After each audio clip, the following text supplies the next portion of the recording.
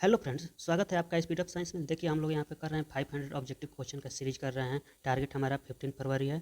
तो exam purpose of से हम लोग ये क्वेश्चन यहाँ पे कर रहे हैं। देखिए सारे के सारे क्वेश्चन जो है प्रीवियस ईयर में आए हुए हैं। तो आइए हम लोग क्वेश्चन को शुरू करते हैं। देखिए यहाँ पे कह रहा है कि साधारण नमक का रासायनिक सूत्र यहाँ पे पूछा है। तो ये जो होता है हमारा सोडियम क्लोराइड NaCl इसको बोलते हैं। देखिए यहाँ पे कह रहा है 24 नंबर, कह रहा है कि निम्न में कौन दुर्लभ अम्ल होता है। दुर्लभ बोले तो ये आपका हो जाएगा क्या, वीक कमज़ोर हो जाएगा। तो ये हमारा जो है CH3COOH, और ये जो होता है एसिटिक एसिड होता है, इसी को हम लोग एथेनोइक एसिड भी बोलते हैं। एथेनोइक एसिड इसी को बोलते हैं। अब देखिए वीक और स्ट्रॉन्ग एसिड की बात कर रहा है, तो आइए हम लोग यहाँ पे कुछ देख लेते हैं। वीक और स्ट्रॉन्ग एसिड के बारे में देख लेते हैं। देखिए स्ट्रॉन्ग एसिड जो होता है हमारा आ जाता है, स्ट्रॉन्ग एसिड में आ जाएंगे हमारा क्या, H2SO4 आ जाता है, HCl आ जाता है, हाइड्रोक्लोरिक अम्ल आ जाता है, HNO3 ये एग्जाम्पल जो है डायरेक्ट क्वेश्चन में आते हैं। और वीक एसिड की बात कर रहे हैं तो ये हमारा आ जाता है क्या, NaOH आ जाता है, सोडियम हाइड्रोक्साइड आ जाता है, इसमें इसमें बोरिक एसिड भी आ जाता है, बोरिक एसिड आ जाता है, और आपका एक और आ जाता है एसिटिक एसिड, जो अभी एसिटिक एसिड, ये सब आते हैं। ये डायरेक्ट एग्जाम में आता है। तो आइए हम लोग अब इसके बारे में थोड़ा सा और चर्चा कर ले रहे हैं। तो ये देखिए हमारा ये स्केल हो जाता है। स्केल पे हम 0 to 14 यहाँ पे 14, और ये 7 हमारा यहाँ होता है। ये जो है न्यूट्रल होता है। ये जो न्यूट्रल होता है उदासीन होता है, ये उदासीन होता है। अब देखिए स्ट्रॉन्ग एसिड की बात कर रहा था, 0 to 3 जिसका भी pH मान होता है, ये स्ट्रॉन्ग एसिड होते हैं, ये स्ट्रॉन्ग एसिड होते हैं। और ये जो है हमारा 7 पर तो हमारा न्यूट्रल हो जाता है। अब देखिए यहाँ से 9 to 14 मान लीजिए, यहाँ पे 11 मान लीजिए, यहाँ पे जो होता है ना 11 से 14 के बीच में, ये जो होता है हमारा क्या, ये स्ट्रॉन्ग बेस होते हैं, बेस होते हैं। अब देखिए स्ट्रॉन्ग बेस में आ जाता है हमारा सोडियम NaOH आता है। चलिए इसका एग्जांपल अभी है क्वेश्चन में। तो ये एंटासाइड के रूप में होता है। जब भी आपको एसिडिटी होती है, एसिडिटी में इसका यूज किया जाता है एंटासाइड के रूप में, एंटासाइड के रूप में इसका यूज किया जाता है। तो आइए अब लोग डायरेक्ट हम लोग क्वेश्चन पे आते हैं। देखिए यहाँ पे हम लोग देख रहे थे। अब देखिए कह रहा है कि अम्ल का pH मान होता है। तो जो अम्ल होते हैं हमारे एसिड होते हैं, उसका pH मान अभी रिएक्टर स्केल पर देखे हैं, यहाँ 7 होता है। तो 7 से इधर लेफ्ट साइड में होता है, ये 0 to 7 होता है, ये कम होते हैं हमारे। देखिए नेक्स्ट क्वेश्चन देखिए, यहाँ पे कह रहा है निम्नलिखित में कौन प्रबल अम्ल है। मतलब कि यहाँ पे कह रहा है कि स्ट्रॉन्ग एसिड के बारे में पूछ रहा है। तो देखिए H2SO4 भी हमारा स्ट्रॉन्ग है, HCl भी हमारा स्ट्रॉन्ग एसिड है, और ये HNO3 नाइट्रिक एसिड ये भी हमारा स्ट्रॉन्ग एसिड होता है। तो यहाँ पे हमारा आंसर हो जाएगा, सब भी हो जाएगा।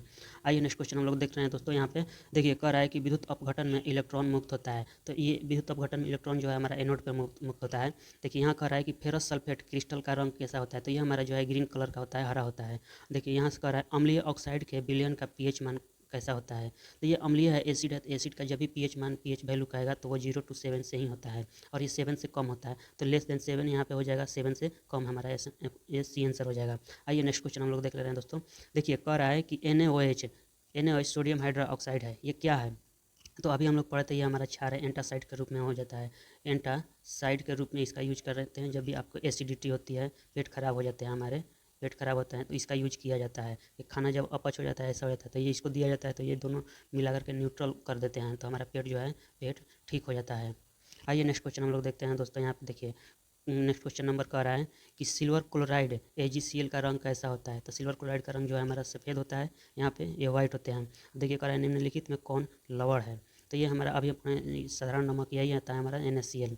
ये बाकी HCl ये हमारा एसिड हो गया, ये सोडियम हाइड्रोक्साइड होता है, पोटेशियम हाइड्रोक्साइड हो गया यहाँ पे। तो हाइड्रोक्साइड हो गया यहाँ पे, ये भी हाइड्रोक्साइड, तो ये बेस हो गए हमारे, HCl जो है हमारा एसिड हो गया। तो आइए नेक्स्ट क्वेश्चन हम लोग देख रहे हैं दोस्तों। यहाँ पे कह रहा है कि pH का कौन सा मान क्षारक विलयन का मान होता है। तो pH में क्षारक यानी कि बेस पूछ रहा है, बेस। तो बेस जो है मोर देन 7 होता है। यहाँ पे 7 तो होगा नहीं, क्योंकि 7 to 14 होता है, 7 to 7.1 भी रहता तो हो जाता हमारा, लेकिन अब इसमें दिया है वैसे ऑप्शन ही नहीं दिया है। अगर 7.1 भी दिया रहता और ये भी दिया रहता तो हम ज़्यादा वाले के साथ जाते हैं, यहाँ पे 13 हो जाता है। आइए नेक्स्ट क्वेश्चन हम लोग देख रहे हैं दोस्तों। यहाँ पे कह रहा है कि इंद्रधनुष का बनना किस परिघटना पर आधारित है। तो ये जो होता है, ये जो है वर्ण विक्षेपण पे होता है, वर्ण विक्षेपण पे होता है इंद्रधनुष का बनना। आइए हम लोग नेक्स्ट क्वेश्चन, हमारा यहाँ पे आंसर ये हो जाएगा। आइए नेक्स्ट क्वेश्चन देख रहे हैं दोस्तों। यहाँ पे कह रहा है अभिनेत्र लेंस की फोकस दूरी में परिवर्तन किया जाता है। तो अभिनेत्र लेंस फोकस दूरी में परिवर्तन कैसे किया जाता है। तो उसमें जो पक्षभामी पेशियाँ होती है, उसी के द्वारा यहाँ पे अभिनेत्र लेंस की फोकस दूरी में परिवर्तन किया जाता है। आइए तो इसका आंसर देख लेते हैं। इसका आंसर देखिए ये हो गया। आइए नेक्स्ट क्वेश्चन हम लोग देखते हैं दोस्तों। यहाँ पे देखिए कह रहा है कि मानव नेत्र मानव नेत्र अभिनेत्र लेंस की फोकस दूरी को समायोजित करके विभिन्न दूरियों पर रखी वस्तुओं को फोकसित कर सकता है। ऐसा हो पाने का कारण क्या है?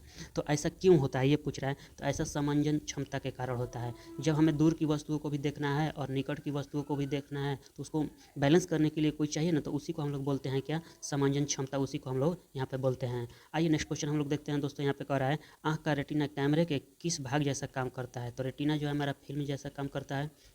आइए नेक्स्ट क्वेश्चन हम लोग देख रहे हैं दोस्तों। देखिए यहाँ पे कह रहा है कि श्वेत प्रकाश जब एक प्रिज्म से होकर गुजरता है तो जो रंग सबसे कम विचलित होता है वो होता है। देखिए श्वेत प्रकाश है, यहाँ से जब श्वेत प्रकाश ऐसे गुजरता है तो ये 7 पार्ट में यहाँ पे विभक्त हो जाता है, और जो सबसे कम विचलित होता है वो हमारा रेड कलर होता है, और जो सबसे ज़्यादा विचलित होता है वो हमारा वायलेट होता है, वैगनी होता है। तो आइए नेक्स्ट क्वेश्चन हम लोग देख ले रहे हैं दोस्तों। देखिए यहाँ पे कह रहा है कि दूरदृष्टि दोष से पीड़ित व्यक्ति का उपचार किस प्रकार के लेंस से किया जाता है? तो दूरदृष्टि है तो उसमें जो है अभिसारी लेंस को हम लोग क्या बोलते हैं? इसको हम लोग उत्तल लेंस बोलते हैं, उत्तल लेंस बोलते हैं। अभी देखिए एग्जाम में कन्फ्यूज करने के लिए अपसारी अभिसारी देता ही है, तो इसको आप लोग अच्छे से समझ लीजिए। देखिए नेक्स्ट क्वेश्चन कह रहा है कि किस दृष्टि दोष में किसी वस्तु का प्रतिबिंब रेटिना के आगे बनता है? मतलब रेटिना के आगे बनता है। देखिए यहाँ पे कह रहा है जैसे ये हमारा ये आँख हो गया तो ये रेटिना है, रेटिना के आगे कहने का मतलब कि यहाँ पे बन जा रहा है। तो ये ऐसा क्यों होता है? ऐसा किस दृष्टि दोष में होता है? तो ऐसे देखिए ऐसा होता है हमारे निकट दृष्टि दोष में। अब रेटिना के पीछे कहता है, पीछे कहने का तथ्य पर मतलब यहाँ पे बन रहा है, तो ये हमारे दूर दृष्टि दोष में हो जाते हैं। तो इसका आंसर जो है हमारा ये हो जाएगा। आइए नेक्स्ट क्वेश्चन देखते हैं दोस्तों। यहाँ पे कह रहा है नेत्र की समंजन क्षमता कम हो जाने से उत्पन्न होता है। देखिए निकट की वस्तुओं को भी देखना है और दूर की वस्तुओं को भी देखना है, तो इसमें जो है बैलेंस ये कर रहा है कि समंजन क्षमता कम हो गया। अब इसको जो बैलेंस करने की जो क्षमता है वो कम हो गई। तो ऐसा कब हो जाता है? किस दृष्टि दोष में ऐसा हो जाता है? तो ऐसा जो है जरा दृष्टि दोष में हो जाता है। ये जरा दृष्टि दोष में होता है। ये कब होता है? ये हमारा ओल्ड एज में होता है हमारा। आइए नेक्स्ट क्वेश्चन हम लोग देखते हैं दोस्तों। यहाँ पे देखिए इसका आंसर ये हो जाएगा। नेक्स्ट क्वेश्चन हम लोग देख रहे हैं दोस्तों। यहाँ पे 43 कह रहा है तारों के टिमटिमाते प्रतीत होने के कारण क्या है? तो ये वायुमंडलीय अपवर्तन के कारण होता है। जैसे हमारा ये बाल्टी है, बाल्टी में ये वाटर है, यहाँ पे सिक्का रखा हुआ है, कॉइन रखा हुआ है, कॉइन तो ये भी ये रखा हुआ है यहाँ, लेकिन दिखाई देगा यहाँ, तो ये भी अपवर्तन के कारण। जितनी भी झूठी घटना है वो भी सारी की सारी अपवर्तन के कारण ही होती है। आइए नेक्स्ट क्वेश्चन हम लोग देख रहे हैं दोस्तों। यहाँ इसका कह रहा है कि मानव नेत्र में होता है। तो मानव नेत्र में हमारा क्या होता है? ये उत्तल लेंस होता है, हमारा उत्तल लेंस होता है। आइए नेक्स्ट क्वेश्चन देख ले रहे हैं दोस्तों। यहाँ पे कह रहा है कि किसी वस्तु का प्रतिबिंब नेत्र के जिस भाग पर बनता है वह है। देखिए हम कल भी बताए थे ये कि हमारा रेटिना पर बनता है वो हमारा क्या हो जाएगा? रेटिना या दृष्टिपटल, इसी को कहते हैं। आइए नेक्स्ट क्वेश्चन देखते हैं दोस्तों। यहाँ पे कह रहा है कि एक स्वस्थ मानव के लिए निकट तथा दूर की वस्तु जो है वो होते हैं क्रमशः। तो निकट जो है 25 सेंटीमीटर होता है, और अनंत कहेगा तो ये मैक्सिमम कहेगा, दूर बिंदु तो हो जाता है इन्फिनिट, जो होता है अनंत हो जाता है। आइए नेक्स्ट क्वेश्चन हम लोग देखते हैं दोस्तों। कह रहा है कि जरा दृष्टि दोष से निवारण के लिए उपयोग किया जाता है। तो जो जरा दृष्टि दोष है उसके निवारण हम लोग कैसे करते हैं? तो इसके लिए द्विफोकस लेंस होता है, बाइफोकल लेंस का यूज किया जाता है। आइए नेक्स्ट क्वेश्चन हम लोग देख ले रहे हैं दोस्तों। देखिए यहाँ पे कह रहा है कि जो नेत्र दूर की वस्तुओं को स्पष्ट नहीं देख पाता है, मतलब कि दूर की नहीं देख पाता है तो वो निकट की देख रहा है, तो उसमें कह रहा है पाया जाता है, उस नेत्र में होता है क्या? निकट दृष्टि दोष होता है। जो दिखाई देता है वही दोष होता है।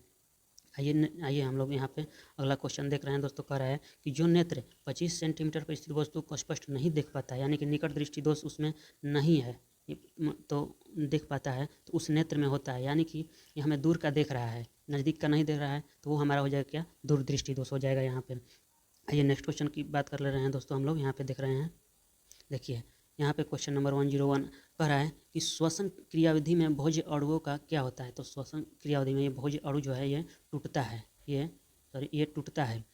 ये तो देखते हैं टूटता है, यानी कि ऑप्शन हमारे यहाँ पे विघटन हो जाएगा। देखिए नेक्स्ट क्वेश्चन कह रहा है कि रक्त जमने में कौन सी प्लाज्मा प्रोटीन की भूमिका होती है? तो ये चाहिए, देखिए ये तो थ्रोम्बिन में होता है, यहाँ थ्रोम्बिन भी है, ये भी होता है। आइए देखते हैं ऑप्शन क्या दिया है। देखिए ये भी फाइब्रिनोजिन दिया है, तो इसका आंसर जो है ये सभी हो जाएगा, तीनों हो जाता है। आइए नेक्स्ट क्वेश्चन हम लोग देखते हैं दोस्तों। कह रहा है हीमोग्लोबिन प्रोटीन वर्णक में कौन सा धातु पाया जाता है? तो इसमें जो है लोहा पाया जाता है, आयरन पाया जाता है, और इसका एटॉमिक नंबर जो है 26 होता है। आइए नेक्स्ट क्वेश्चन हम लोग देखते हैं दोस्तों। देखिए कह रहा है कि ये प्रसाव तो नहीं होगा, यहाँ पे देखिए श्वास होगा, यहाँ पे श्वास होगा। श्वास के दौरान डायफ्राग्म में क्या होता है, तो जब भी हम लोग सांस लेते हैं ना, इनहेल करते हैं, तो डायफ्राग्म जो है हमारा, ये नली की जैसा होता है, डायफ्राग्म जो है हमारा सिकुड़ता है, इसमें सिकुड़न होता है, तो ये संकुचन हो जाएगा यहाँ पे आंसर हमारा। नेक्स्ट क्वेश्चन देखते हैं दोस्तों, कह रहा है कि जीवों के शरीर में ऊर्जा का उत्पादन किस क्रिया द्वारा होता है। जब भी ऊर्जा का उत्पादन होगा, हम श्वसन करते हैं, सांस लेते हैं, तो हमारे ऊर्जा का उत्पादन होता है यहाँ पे। देखिए नेक्स्ट क्वेश्चन कह रहा है कि ग्लूकोज कितने कार्बन अणु से बना होता है, तो इसमें जो है 6 कार्बन के अणु होते हैं। तो ठीक है दोस्तों, तब तक वीडियो को लाइक और सब्सक्राइब करिए, मिलते हैं हम लोग नेक्स्ट वीडियो में।